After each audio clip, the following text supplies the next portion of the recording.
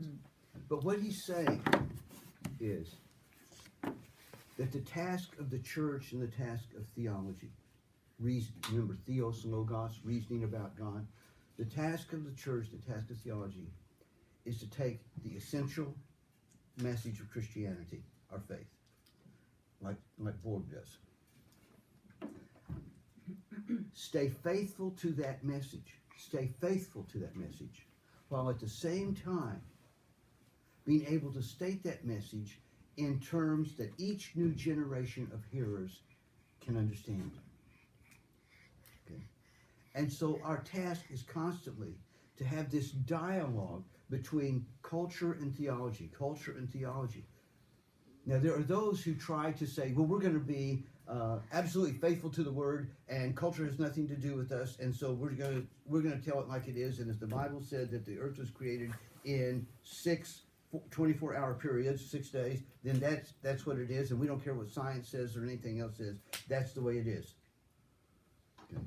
Which makes them look irrelevant, uninformed, and often unintelligent to a contemporary world that knows all sorts of things about science and about evolution and about that sort of thing.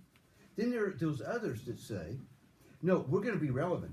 We're just going to flow with whatever's going. You know, sort of the faith of what is.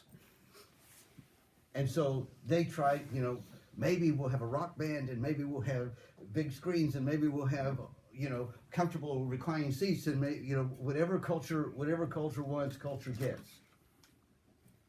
You know, except they lose the message.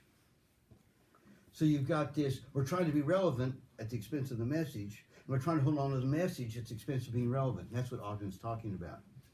And that's why he says that the very character of the witness itself, the message itself, is an alive, dynamic message, and that we need to say the truth of this message to each new generation of hearers.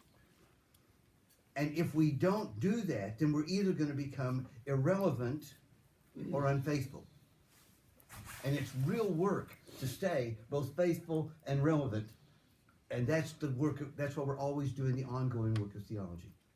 Okay, now that's what he's talking about when he says. I got to put my glasses. When he says down here at the end, hence the deeper reason for trying to restate the Christian witness. Now, understand what we say. We're restating the Christian witness. We don't change the Christian witness, but we're restating the Christian witness in other non-mythological terms. And that's what constitutes theological adequacy.